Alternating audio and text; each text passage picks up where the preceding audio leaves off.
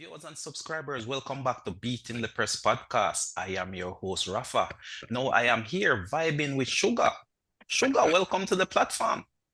Yeah, man, respect. Respect is an honor for really dropping on your podcast, 30, So really, really grateful for the opportunity. Yes, indeed. And Sugar is here to share his story. But Sugar, what is your given name? So given name is Tyrone Marson. That's a given name both parents gave me. So Tyrone Marson is the given name. And tell us about your early life. Where were you born? Where did you grow up? So early life, basically, from my understanding, I was born at the Mandeville Regional Hospital right there in Jamaica. So Mandeville, Manchester. At the time, home was in a scheme called Beadles Boulevard, just outside of Santa Cruz, walking distance, right? So at the time, both parents lived there. So that's where I went back to after I was born in the Mandeville Regional Hospital. Um, Basically, Beatles Boulevard was the early stages of my growing up life. So probably up until 3, 4 years old, maybe five, I'm not even sure. But from there started going to a little school called Faith Basic School, right? So for those who familiar with Faith Basic School, then it was right beside Santa College, right? Mm. Right. It's no longer there. I think it's down where D&G Road is now, where Wilmore Prep used to be. So started my schooling there at Faith Basic School, and then from Faith Basic School went on to Santa Aliad School, which is now Santa Cruz Primary and Junior High. But while attending the school, it was called Santa Cruz Aliad, right? And spent 6 years at Santa Cruz College and took my common entrance um, at Santa College and then passed for STETS, St. Elizabeth Technical. So basically, for my first, what should I say? That was probably about 13 years Right, right. of of schooling. My all three of my schools are basically within that little radius. You can stay from all age and see states and so on and so forth. So everything just happened in a little circle. So basically grew up in the Santa Cruz environs. Before during my early stages of Santa Aliage, again, my parents had split. So again, I went to live with my father. My sister went to live with my mother because it was two of us. And my father at the time lived out of one place called Langwood District, right? Hopefully, me not get a wife with that. Um, but that was just outside of Santa Cruz again, Right. walking distance. So all of my early life growing up was just outside on the outskirts of Santa Cruz, walking Okay. distance. So from Faith Basic School to Santa Aliage and then States. Oh, so you mentioned you had one other sibling, a sister. Well, at the time when my parents were separated, yeah, it was my sister and I, but I actually have six sisters. Oh, Yes, okay.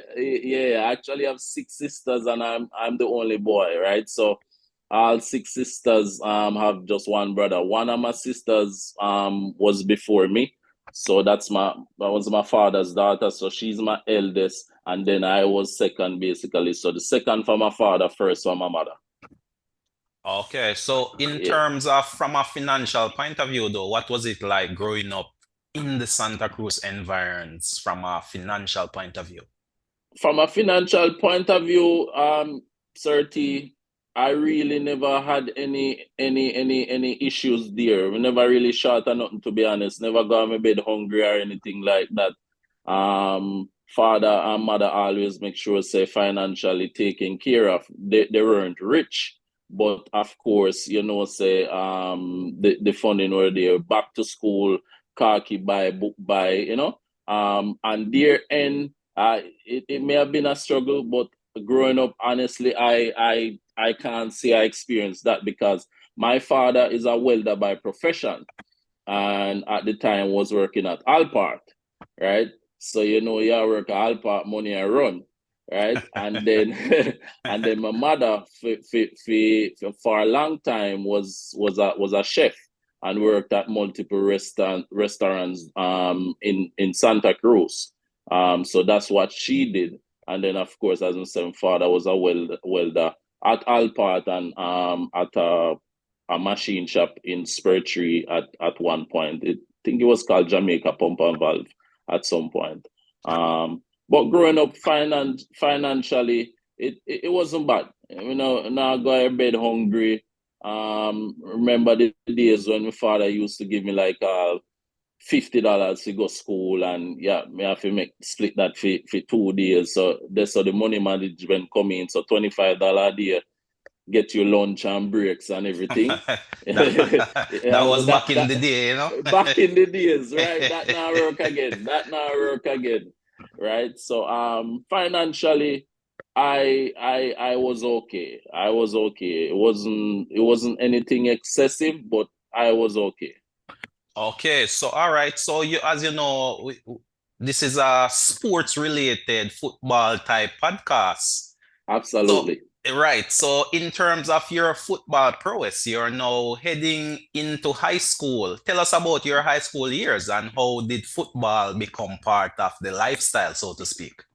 So football for me, honestly, I can't pinpoint at what point it particularly started, to be honest. But one thing I remember, the day when I received my common entrance results, 1998, was when Jamaica played Japan in the France The World World Cup, Cup. right? Very same day. So it was pandemonium. One, I heard that I passed for States, and then also Jamaica had beaten Japan 2-1 that day, right? So we can start it from there. I was playing football recreationally with friends before then, Santa Ali and stuff like that, but it was never competitive. So when I started at States in grade 7, of course, they had the under 14 tryouts, right? So you want to get involved in that. At the time, the coach was Rambo, who basically went on to become the Dakar Cup coach. Current I don't coach know if currently. Yeah, I yeah, believe he's so still the current coach.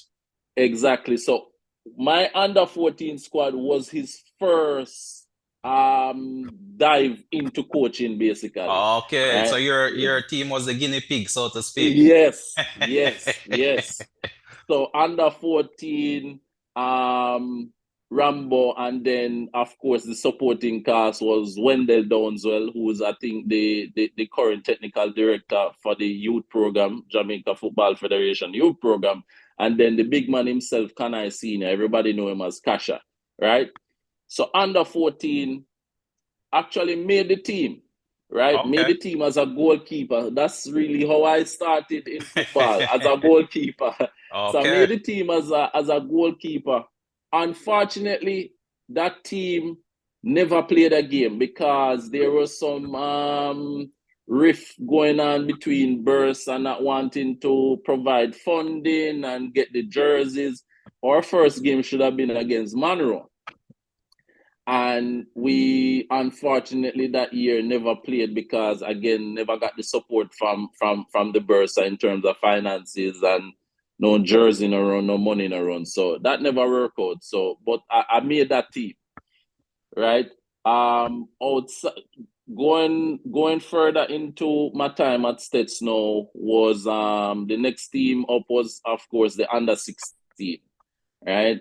So between under 14 and under 16, again, you're playing a class match and things. So that was the only type of quote unquote competitive football I Right, was seeing at that organized, time. so to speak. Yeah, class match and thing, you play your class match. But then under 16, I tried out.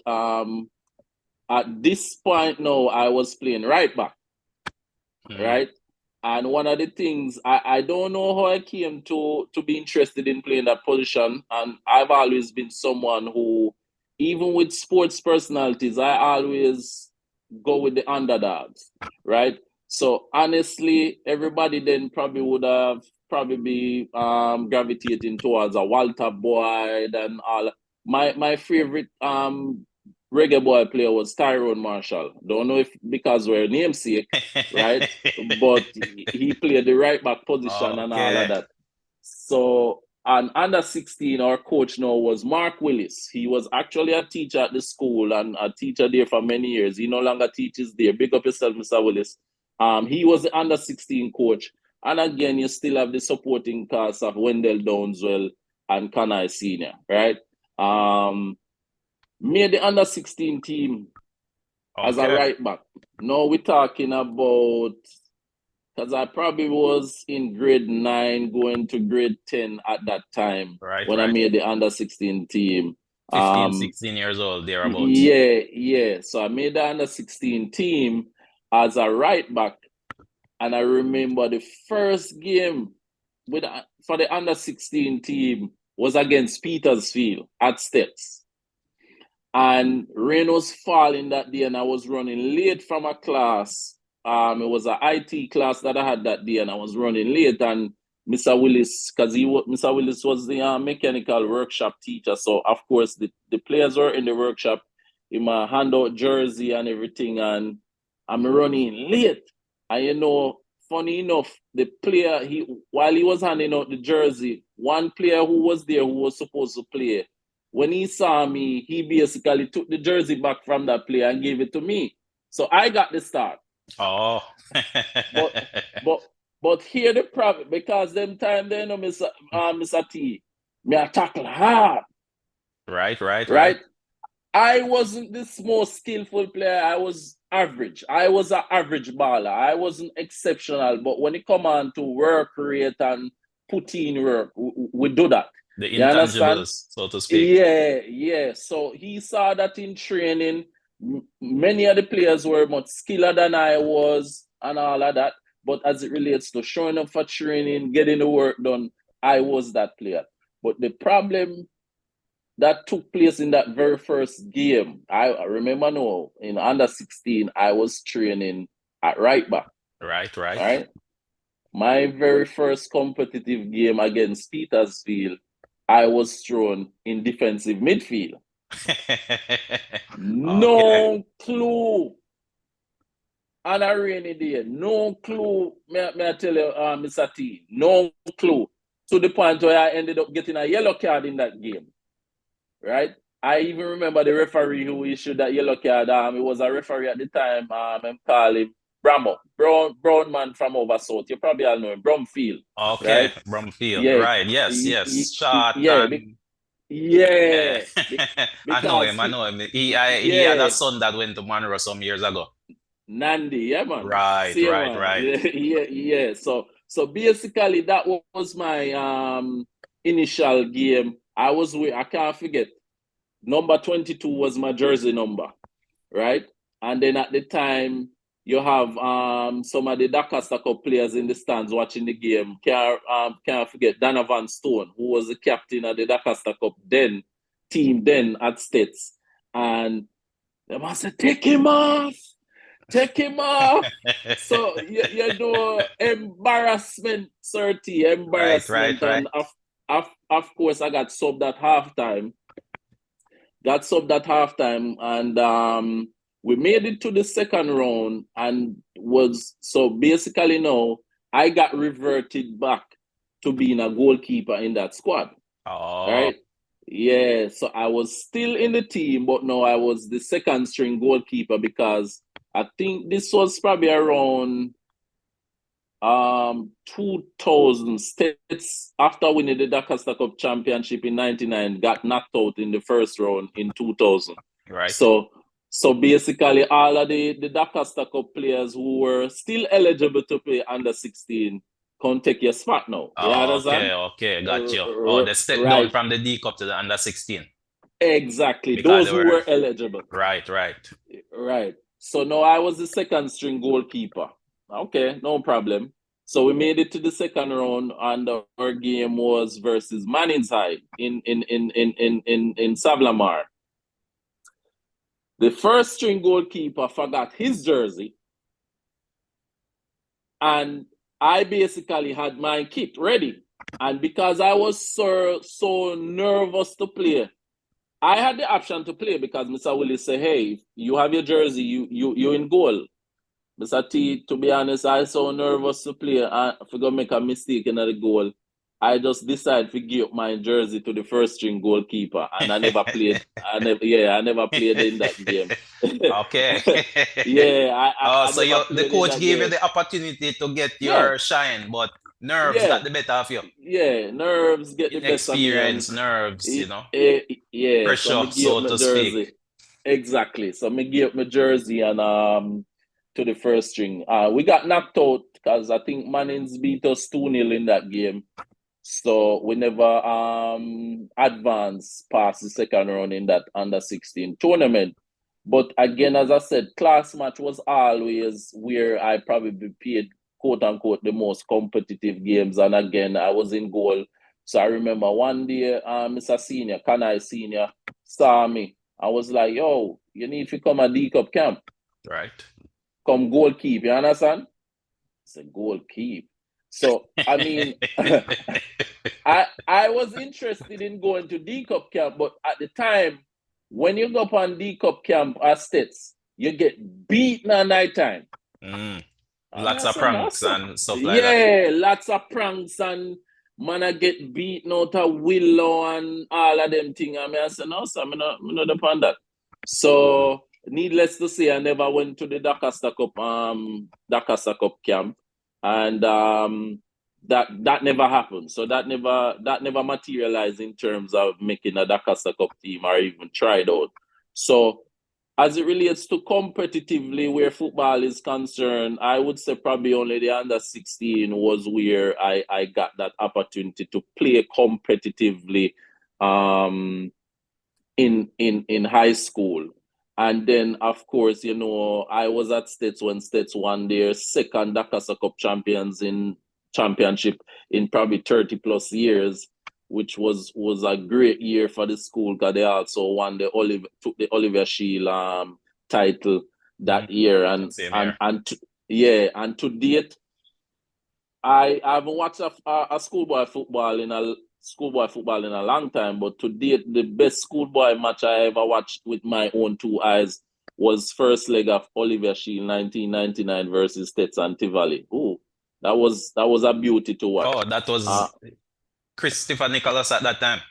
Christopher Nicholas, Roland Dean, all of Oh, you have. players who have matriculated to national representation. Yes, sir. Yes, sir. Yes, sir. So Mm. I saw that as a youngster, and that was really, really a great aspiration because that was a solid both states team and also from the Tivoli team.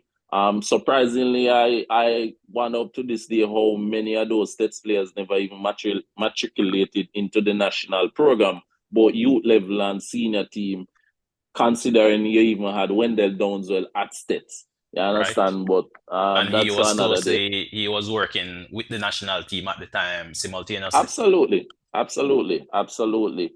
Um, so yeah, basically that's my football journey while at States. I ended up spending 6 years at States actually because I repeated the 11th grade. But in order for me to have gotten that opportunity, I had to say I was going to participate in an extracurricular activity. So imagine at 11th grade, I chose, okay, I'm going to come back and do track. Okay. So, So, but so tell us but about that. How did that work out? so no, it was field events. So my best friend, he actually passed just this year, God rest him soul, Kai Allison, was at the time on the track team, and he was the long jumper. So he did long jump and triple jump. So I decided I was going to do the same event, Long right? jump and triple jump. Long jump and triple jump. So I wasn't a runner. I was basically doing the field event, long jump and triple jump. And basically, it was just me learning how to do it because you can imagine throughout my whole tenure at States, I never participated in any track and field events outside of sports day, Right, right? right. You run for your house and all of that. But I did the long jump, never did well. But one thing was great for me was going to those track meets every weekend. At that time, home was hot, right? You have Anisha McClacken, Usain Bolt, on the circuit, you understand, for William Nib. So you meet these people every Oh, so Saturday at you track were meet. rubbing shoulders with Bolt at the time. Yes, man. Yes, man. Yes, man. Okay. Yeah, yeah. So at the time, Bolt was at William Nib, and thing, and then of course you had Anisha McClacken at the time at Homewood. I think probably those were the two hot athletes at the time, Bolt on the male side, and then Anisha on the Female female side. side at the time. So that was my sporting journey while I was at State. So very 6 formidable years for me. Okay, so pretty much after Stets now, where did life now take you? Where you now able to progress forward maybe onto the university or college level? Yes, so I did move on to the college level, and States had a career there 1 year, and Caribbean Maritime University came. At the time, they were called Caribbean Maritime Institute, CMI. So they deal with marine studies and all of that, Right, right. anything to do with the marine industry. So I had applied there to get into their pre-engineering course, which they did in collaboration with UTech. Right, right. And for those who don't know, Caribbean Maritime Institute is located off the Palisades Strip, right beside Norman Manley International Airport in Kingston. So you had to do an entry examination to get into the program. So I remember I went up there and I did the entry examination. And may I tell you, where CMI is located, it's like a very lonely strip. You have swamp area, place lonely. I said, no, son, me not come around here, so because if a man kill you and dump your body around here, so they not find you. You understand? Got you, So got you. And as a exactly. man So coming from St. Elizabeth as well, yeah, you're yeah, not no, used to the so-called Kingston lifestyle. yeah, outer east, no, that not gonna work. So I at the time had some aunts who lived in Greater Portmore, right? My father's sisters, so they live in Greater Portmore, and there over there you had Portmore Community College, and right there on the campus at the Heart Institute, right? So I said Portmore Community College, PCC, had the same pre-engineering program in collaboration with UTech. So I Okay. said, okay, since my aunts live in Portmore, I could probably go stay with them and go to school at Portmore Community College. So I ended up transferring to Portmore Community College and doing the pre-engineering course there, because at the time, in order to matriculate into, say, a bachelor's degree in engineering at UTech, you had to add A-level subjects as well, right? Which I never went to sixth form. I just did 6 years at States with Oh, one of the graduated at fifth years. form. Yeah, I graduated at fifth form, and then at the time had about six subjects. But none of them were A levels; they were all CXC. CSEC. So of course, yeah. So I had to go through the pre-engineering program that UTech had with other partner in schools. So I did that, and I basically did 1 year at Portmore Community College and got the pre-engineering course and passed that. Then now I matriculated into UTech's mechanical engineering program, which was at the diploma level. So this was now a 3 year program, right? Which the first year of the program was done at their partner in schools, which I was at Portmore Community College. So that's where I did the first year of that program. but then we would go to the UTech campus to do our labs, like our chemistry labs and thermodynamics labs, so on and so forth. And then for the second year, that's when now I went to the UTech campus full time and spent the next 2 years at UTech. Okay. Yeah, and then that's where now I got my diploma in mechanical engineering. Okay. So what was it the next move for you then since completing your certification at UTech? Was it now moving on further educationally?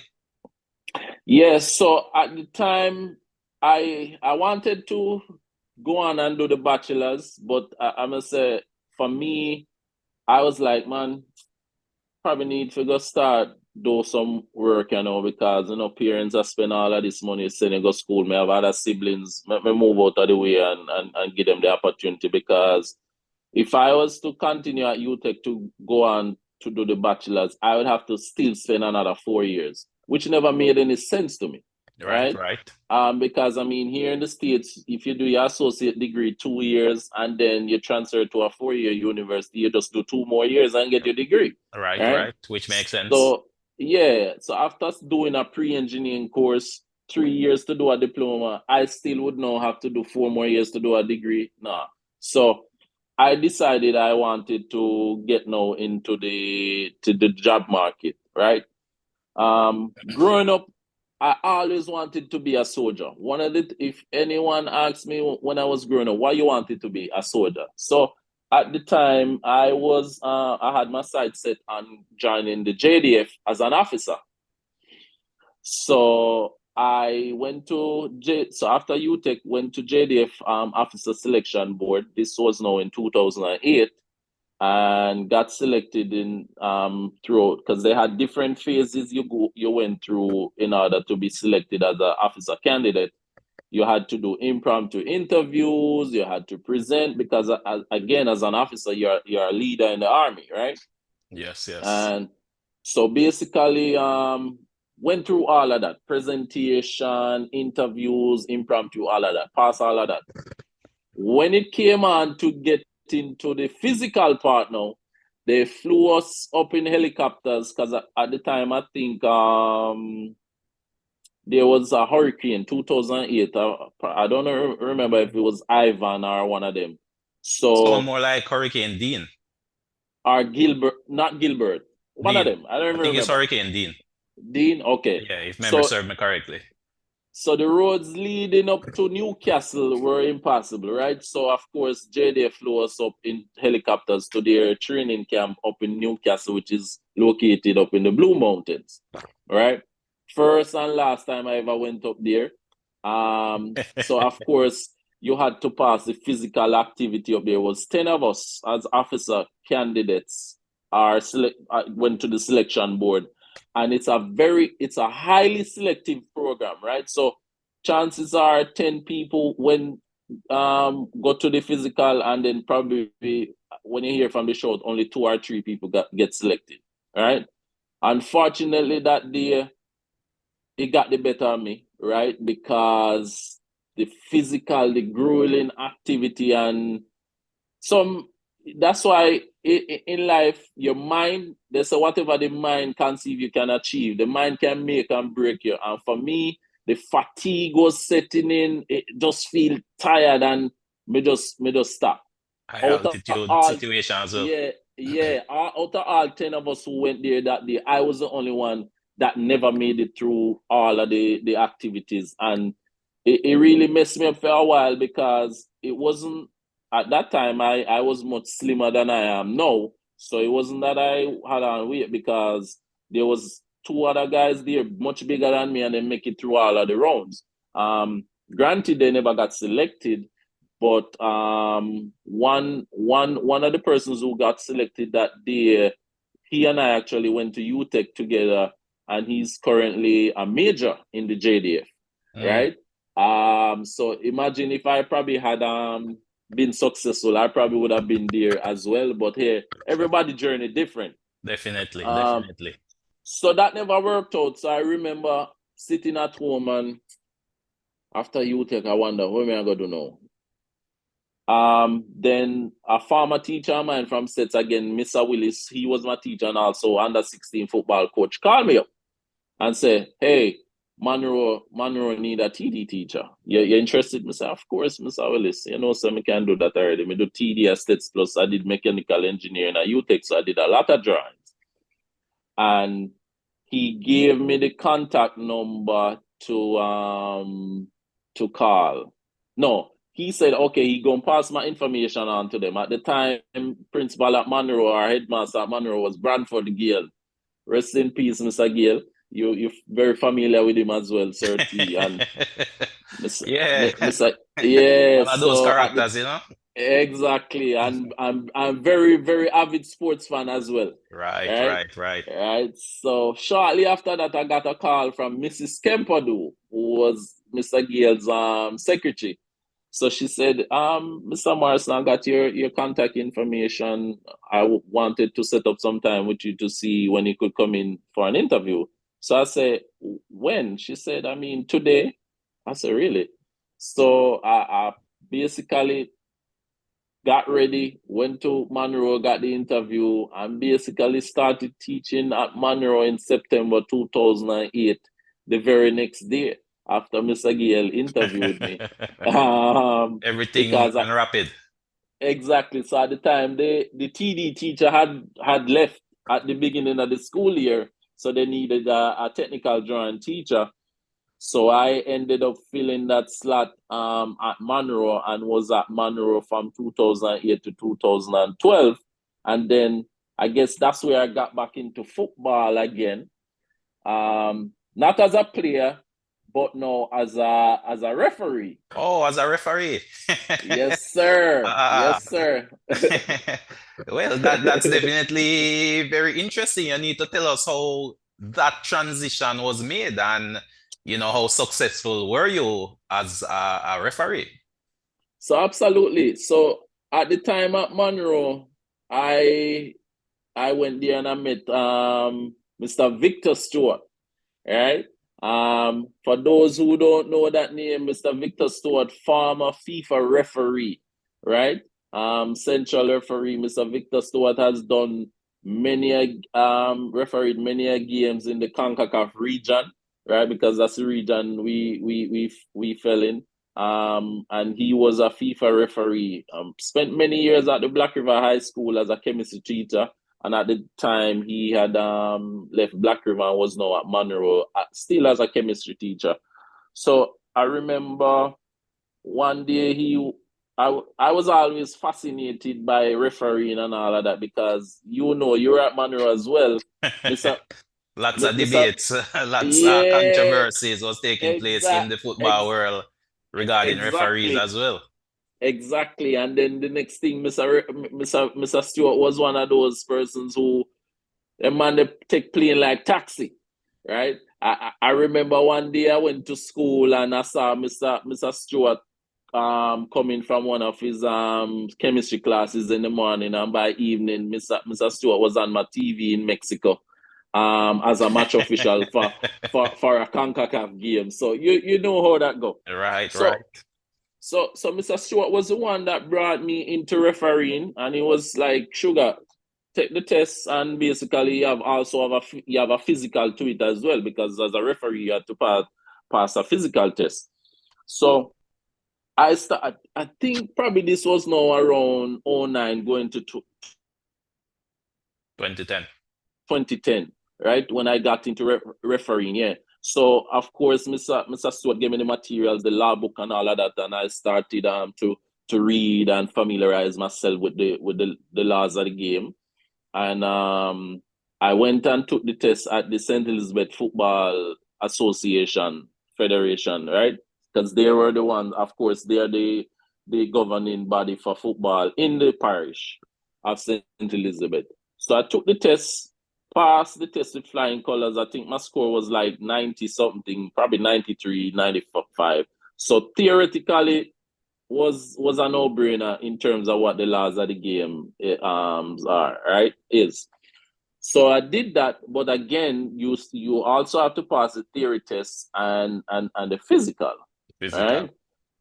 No, the physical. So, what I was doing at the time, I was waking up every morning because at the time I was now living at Jerusalem housing scheme with my mother, right? Because of course, at some point throughout my high school, I had went to live with my mom at Jerusalem because she was living at Jerusalem housing Still in the scheme. Santa Cruz area though. Yeah, man, still in Santa Cruz. Yeah, Mm. everywhere I've lived growing up, even into adulthood, was in and around the Santa Cruz area where I could walk. Longwood, Beatles Boulevard, and then Jerusalem was the last place I lived before I migrated.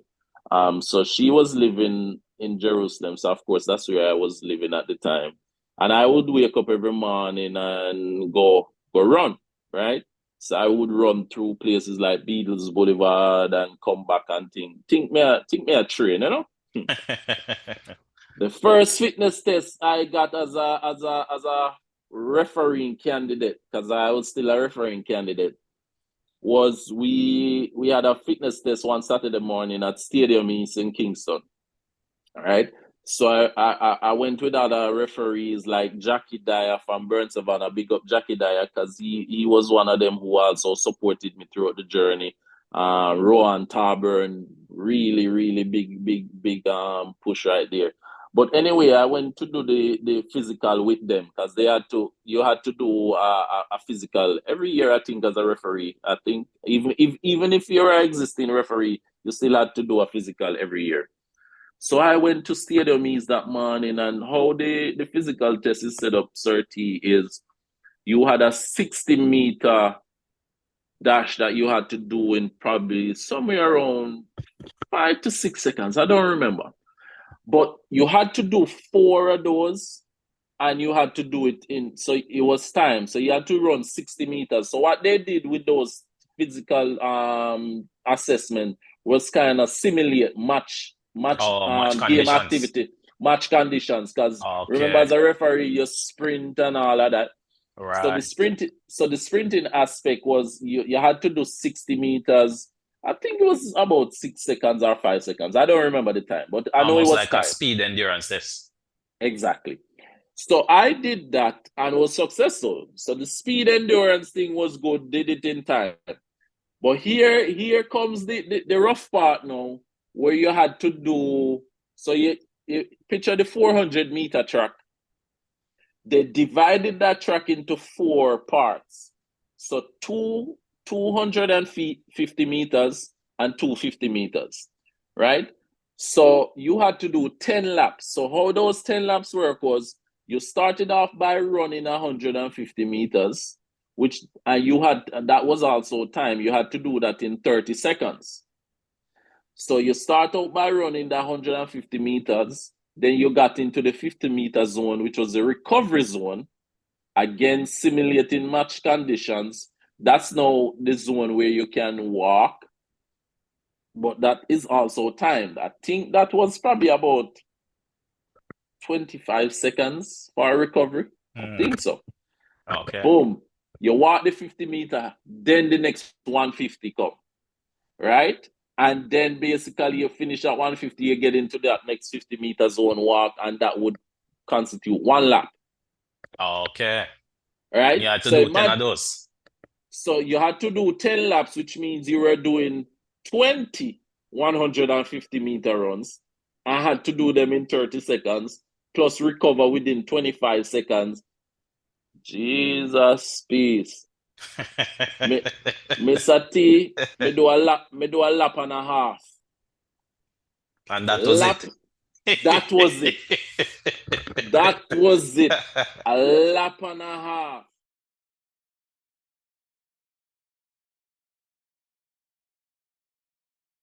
I started my own business, a transportation consulting business. Um, Basically on the cusp or during COVID or just after, because COVID came 2020 and 2021 was when I started the business, and that was going pretty good starting out. And then of course, COVID, they don't know, and all of that. So the business shifted, and I ended up having to dissolve the business just earlier this year, to be honest. I mean, it's one of those bittersweet things.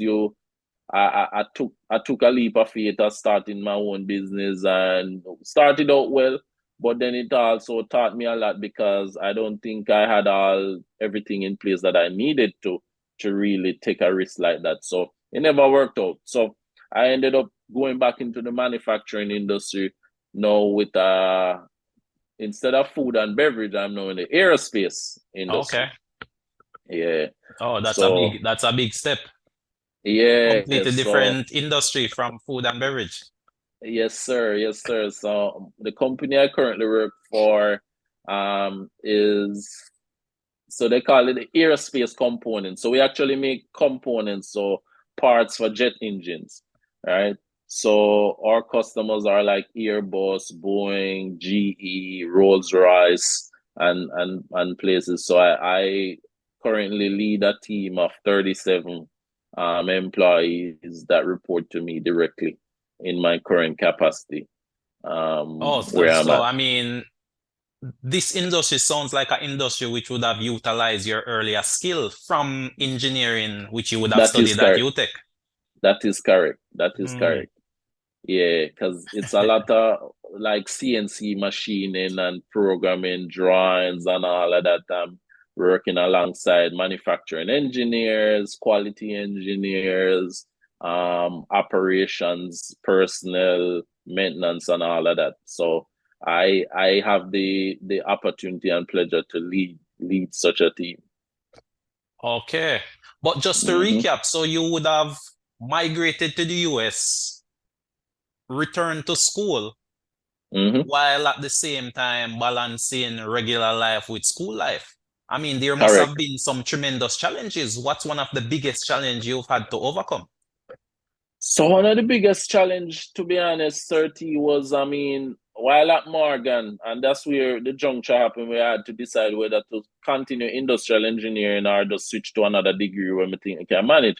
Now, I was now working at a company. I'd left Coca-Cola at the time and now was working at another company, and I was working night shifts. And my night shift was like 12 hours, right? Mm. So again, I was the production supervisor. I had to get to work. So I think the shift was from 7 p.m. to 7 a.m. So I had to get to work like 30 minutes before the shift start. And then of course I leave work 30 minutes after shift end, after I send out shift report and all of that. And I was leaving work in the morning, going to class, and not getting home until like 2 p.m. in the afternoon, right? And then I have to turn around to go back to work for 6:30. Mm. It something had to give. Something Definitely. I had mean, to give. not enough time for you to No. recover, balance. Mm-mm. Uh, Mm-mm. So that's one of the biggest thing I had to overcome in terms of because self-care is very important, and one of the most I know people boast these days that, oh, I'm up all of these hours, no sleep. But listen, um getting sufficient rest and relaxation is probably one of the best things anybody can do. The body needs rest, right? So that was one of the biggest thing. Financially, I wouldn't say there was any major setbacks there. I know I've worked for companies who offer the tuition reimbursement benefit. So if I paid out a pocket up front for tuition, then it would be reimbursed to me one provided I was successful in those courses. So I would say the working hours and going to school was probably the biggest challenge, and I had to switch. I had to switch at that point. but so in terms of you switching and getting back into the work field, was there any challenges in that regard, or did you have some downtime before moving from one job to the next, so to speak? I never had any downtime, it just happened that at the time Guinness was recruiting for people to start up that brewery I told you about, the first in the US in 60 years at the time. And it was a day shift opportunity. So now I was able to get on to day shift, right, and go to school in the evenings, which was far better for me. And then I so happened to work for a manager who was very flexible. So even if I had classes during the days during work hours, she would allow me to go to school. to do my class and then probably return to work and stuff. So we had that arrangement. So it worked out that way for me. Mm. So how different is engineering from, you know, supply chain management? Which one are you enjoying most, so to speak? Um, so for me, supply chain management, I think I enjoy the most because of the leadership aspect. And again, in engineering, there's leadership in engineering as well. But I think with supply chain management, with so many moving parts, and you as the professional having to put all of that together, because now you're dealing with shipping and receiving, you're dealing with manufacturing, you're dealing with quality, and I have to be the one to orchestrate that basically and put the place together. So I think supply chain management is really the one that really I enjoy most, to be honest, because I think with engineering you kind of focus on one thing. I mean, if you're a mechanical engineer, electrical or industrial, you kind of zoom in on that particular aspect.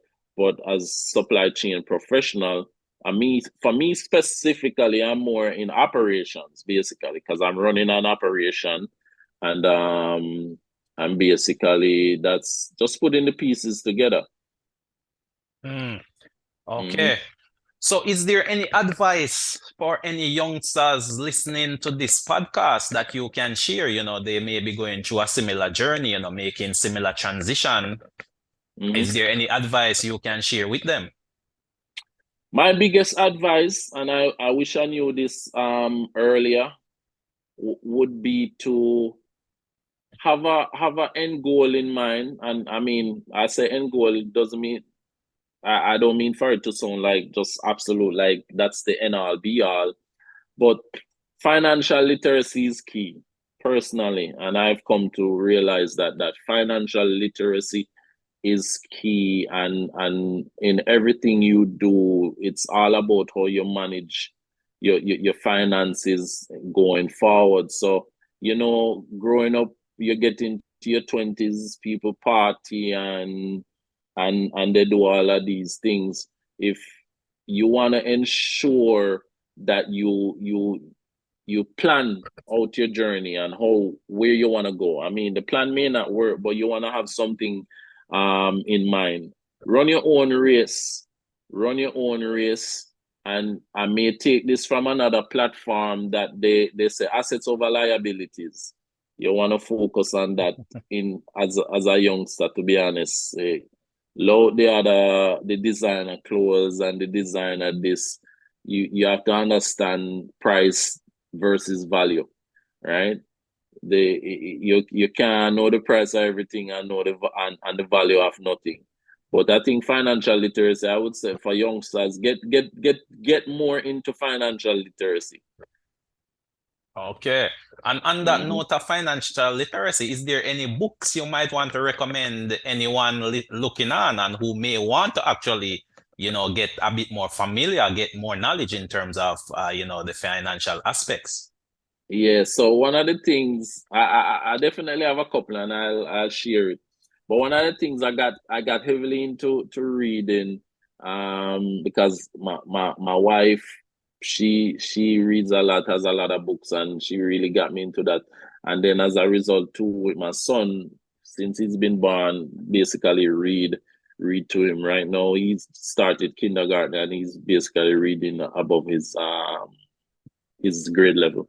But one of the books that has been instrumental to me, and it might sound like an irony. Everybody talk about this book, Rich Dad Poor Dad, right? Robert Kiyosaki. I'd say start there. Start there, read that book, Rich Dad Poor Dad, and then the next one is The Richest Man in Babylon. Those would be my first two to recommend to anyone interested in trying to build, because in any success, both personal and business, you got to be able to make decisions and understand what is it that you're making these decisions for and what's your end goal, right? And for me these days, I start with the end in mind. But at the end of, because I know where I want to go, so I need to I know that I need to educate myself about these principles and strategies and getting there with executing on them. So I said, Rich Dad Poor Dad by Robert Kiyosaki and The Richest Man in Babylon. I don't remember the author's name right now, but those two books definitely should get you going and will push you into other books that you can read. Well, definitely. It's been a pleasure, you know, speaking with you on the platform here, Tyrone. Viewers and subscribers, there you have it, the journey, the story of Tyrone Marson. But Tyrone, Yes, before we sir. go, is there any shout out, any thank yous? You have the opportunity now to give a few shout outs to anyone who may be listening. Well, first and foremost, definitely thanks to you, Sir T, for giving me the platform and the opportunity. And I mean, you and I speak of this medium pretty frequently. So definitely shout out for that. Definitely as I said, I still lift my hats off to Victor Stewart, right? You do definitely want to shout out my parents who definitely gave it their best shot in giving me the opportunity to even be where I'm at right now. My parents, my wife, my son, aunts and other friends and family. And as I said, the journey of a thousand steps, the journey of a thousand miles begin with the first step, right? You want to ensure you know where you're going, and that's how you tailor your start, because you want to be able to think at least 3 steps ahead, right? If you never want to make a long-term decision based on a short-term situation, right? So a lot of folks guide me along the way, probably too many to call, but hey, even those who didn't help kind of shape the journey as well, right? So shout out. Yeah, that's basically that's about it. Yeah, I mean, definitely, oftentimes persons are asked if there are any regrets. And most times, in my experience, persons say no, because even the opportunities you miss are also situations which help to shape you into Mm-hmm. the person you are today. And Yes, oftentimes, sometimes, if you look back and you say, hey, I might have made that decision, but then that one decision may have led to something else and not necessarily where you are today. So, absolutely. it's a double-edged sword, so to speak. Mm-hmm. And Mm-hmm. as you Mm-hmm. said earlier in the podcast, everyone has to run their own race and everyone has Mm-hmm. to, walk their own path. So while the advice and the encouragement of others and the journey, you can look at the journey of others, at the end of the day, you still have to make your first step as an individual and pretty much Correct. lead your own race. But Mm-hmm. definitely just want to thank you again for coming on board and, of course, sharing your story. I'm sure this will be an inspiration for others looking on and who may find themselves in a similar situation, not necessarily the best athlete or the best footballer, but finding a way Mm-hmm. to still be involved in the sport, making the transition to a brand new country and still finding success along the way. So definitely, Absolutely. my thanks goes out to you. But viewers and subscribers, there you have it. Until next time, this is Rafa signing off.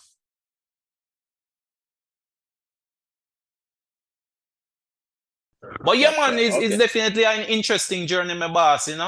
I mean, Yes, man. not many persons live to tell the tale, if you tell you the truth. So, No. everybody have their own story, and not a lot of people get the opportunity to share it and try, can use it as an encouragement for others. And that's why when you say, yo, cause me know you the comment on the post and things, say, yo, give the platform to share a story. I mean, you know, everything still not this is a short period, so you not get to share everything Yeah, because for sure. you I mean, yeah, impossible. yeah, exactly. So Impossible to share all little nitty-gritties and the little side stories and. yeah, So it's more and of a bigger overview. Exactly. than So giving yeah. you the intricate details of your Mm. first day, and it's a whole book that, it's a whole biography that. Exactly. So, but as we said, the journey has been great. At the end of the day, the ups and the downs really, Billy and thing. And as you mentioned, it's a football podcast. And me, for the whole week, me, I want to say, boy, I mean, I have much of the football part still, but No, man, we make as the link, man. We know how yeah, yeah, once you play like a ball, man, that's all I know. Me just want to know, so yeah, you play man. like a ball or you do something football related, man, and it Yeah, tie man. right in, man. Yeah, Me man. telling you But truth. we do it. But we do it because I mean we play a little and Yeah, man, definitely, man, I would do definitely. the refereeing thing as That well. is the greatest thing. Probably that's the bigger part of the football journey in and of itself, in terms of the officiating aspect.